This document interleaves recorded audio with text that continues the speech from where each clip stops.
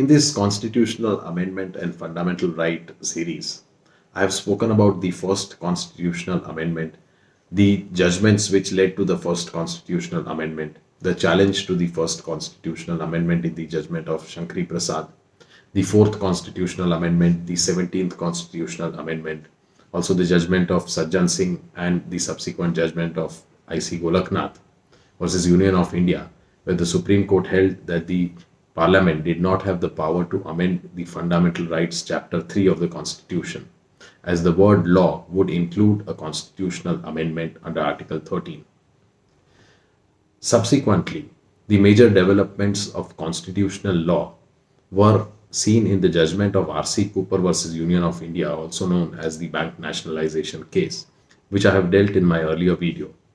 The next important judgment after R.C. Cooper in the same year 1970 was the judgment in the matter of His Highness Madhavrao Scindia versus Union of India, also known as the Privy Purse case.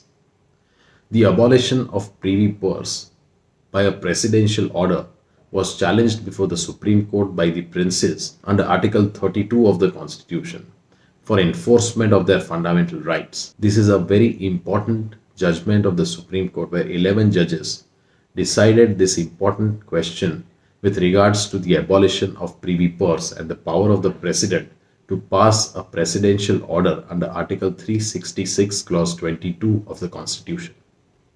But before understanding the judgment, a brief background of the integration of states and the relationship between the British Crown and the princely states, and also the relationship between the Dominion of India and the princely states is important to understand. The transition from British rule to the Indian independence and the establishment of the Republic of our country is a great constitutional development. A great problem which awaited solution on the eve of our independence was the relation between our country and the Indian states. An Act of 1858, known as an Act for the Better Government of India, wherein Queen Victoria made it clear that the government would respect the rights, dignity, and honor of native princes. The policy of annexation vigorously pursued by Lord Dalhousie gave way to the perpetuation of the states as separate sovereign entities. The British Crown became the paramount power, having control over internal security, defense, international affairs, and on important decisions with regards to these princely states. However, the princely states had become an integral part of the British Empire and were treated as territories under the direct dominion of the Crown, ruled by the Majesty, that is the King of the Commonwealth. In theory, the princes were not part of British India. They were sovereign rulers of their own states, and they had the complete authority over their subjects. Further, in the year 1935, the Government of India Act came to be enacted, which was a step in the direction of achieving a political unity over the entire subcontinent. It envisaged a constitutional relationship between the Indian state and provinces in British India on a federal basis. In 1947, the princely states covered 48% of the area of the Indian Dominion and formed 28% of its population. The rest was under the control of the British Empire, known as the British provinces. The Indian Independence Act of 1947 provided for the lapse of the paramountcy of the British Crown in India and over the Indian states ruled by the rulers. By Section 1, two new independent dominions of India and Pakistan were constituted from 15th August 1947. Each ruler of the princely states had the option of either acceding to the dominion of India or Pakistan or to continue as an independent sovereign state. The British India consisted of the major presidencies of Madras, Bombay, Calcutta, and Chief Commissioners provinces. The rest of the country was ruled by these princely states. The Dominion of India constituted the Ministry of States under the leadership of Sardar Patel, and he understood the requirement of peaceful and friendly settlement with the princes in order to constitute one country having geographical and cultural unity. In order to accede to the Dominion of India, the rulers would have to surrender most of the assets and their rule would have to come to an end by dissolution of the princely state, as India was to become a republic democratic state with a federal structure where the division of powers between the central and the state governments would be clearly defined. There were 562 Indian princely states, out of which 216 merged in provinces, 61 were taken over as centrally administered areas, and 275 integrated in 5 union of states known as the United States of Saurashtra, United States of Madhya Bharat, United States of Rajasthan, United States of Pepsu, and United States of Travancore, Cochin. The rulers immediately after independence became divided into 4 classes.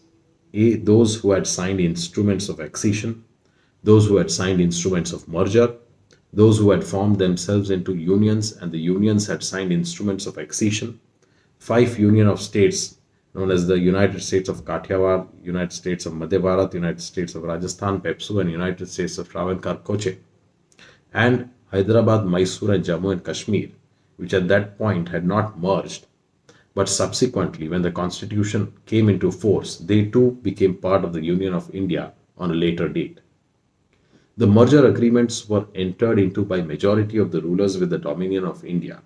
The 2 important clauses in the merger agreements were one whereby the ruler was to be entitled to receive from the revenues of the state annually for his privy purse the sum mentioned therein free of tax, and the other whereby the dominion guaranteed succession according to the law and custom of the Gadi of the state, and to the ruler's personal rights, privileges, dignities, and titles. These 2 principal clauses are found in all merger agreements. The grant of privy purse was a quid pro quo to the rulers in return for handing over to the dominion of India their states unconditionally and forever. A number of small states of Orissa, rulers of Gujarat, and Deccan states executed merger agreements in December 1947. Article 1 of the agreement provided that the Raja of the state ceded to the Dominion government full and exclusive authority, jurisdiction, and powers for and in relation to the governance of the state, and agreed to transfer the administration of the state to the Dominion government on the 1st January 1948. As from that date, the Dominion government was to be competent to exercise the said powers and authority and jurisdiction in such manner and through such agency as it think fit. Under Article 2, the Raja was to be entitled to receive from the revenues of the state annually for the privy purse a certain sum of money which was to cover all the expenses of the ruler and his family. Article 3, he was to be the owner of properties belonging to him on the date of the agreement. Under Article 4, the Raja and certain other persons were to be entitled to all privileges enjoyed by them, whether within or outside the territories of the state immediately before 15th August 1947. By Article 5, the Dominion government guaranteed the succession according to law and custom of the Gadi of the state and to the ruler's personal rights, privileges, dignities, and titles. In case of Bhopal, the ruler was to get a sum of rupees 11 lakhs per annum, free of all taxes as privy purse. There were separate agreements with the Nizam of Hyderabad entered on 25th January 1950, wherein the Nizam was to receive annually for his privy purse a sum of rupees 50 lakhs free of all taxes. Similar agreements were entered into with the Maharaja of Mysore, and he was to receive rupees 26 lakhs free of all taxes as his privy purse. The Maharaja of Kutch was to be entitled to privy purse a sum of rupees 8 lakhs free of all taxes. The government of India concurred in the covenants and guaranteed all the provisions. The covenant for the United States of Madhya Bharat came into existence in the month of April 1948. The other unions also came into existence near about the same time. The merger agreements came into existence near about the month of April and May 1948. The total amount of privy purses came to rupees 58 crores annually. The privileges included several exemptions from the operation of Indian laws, the enjoyment of Jagir and personal property of the rulers and members of their families, the payment by the states of the marriage expenses of the brothers and sisters of the rulers, immunity from some processes of courts of law, immunity from requisitioning of the private properties of the rulers and their families, and so on and so forth. Sardar Vallabhbhai Patel, as the minister in the newly formed Ministry of States, made a speech on October 12, 1949 in the Constituent Assembly, in which he pointed out that the Madhya Bharat Raj Pramukh alone gave sufficient cash assets which, if invested, would cover payments to the rulers as privy purses. He exhorted the Constituent Assembly that the Indian people on their part should ensure fully the guarantee given to them and concluded that our failure to do so would be a breach of faith and seriously prejudice the stabilization of the new order. Justice Hegde observed in the judgment of P.V. Pearse that Sardar Vallabhbhai Patel, with his political sagacity and pragmatic approach, availing himself of the cooperation of Lord Mountbatten and assistance of his energetic and tactful Secretary V.P. Menon, first persuaded practically all the rulers to accede to India on three subjects, namely defense, external affairs, and communications, and thereafter stage by stage drew them closer to the dominion of India and finally persuaded them to merge with the dominion of India. All this was done in the course of about 2 years, a feat unparalleled in history. The saga of the integration of the Indian states into the dominion of India will remain the most exciting and most glorious chapter in the history of our country. The next step in the chain of historical events in regards to the United States came with the constitution which was accepted by all the Raj Pramukhs of the United States. Special provisions were incorporated in the constitution to which reference may be made. 4 articles in the constitution are relevant with regards to the privy purses and the rulers. Are Article 291, which provided that where under any covenant or agreement entered into by the ruler of any Indian state before the commencement of this constitution, the payment of any sum free of tax has been guaranteed or assured by the government of the Dominion of India to any ruler of such state as privy purse.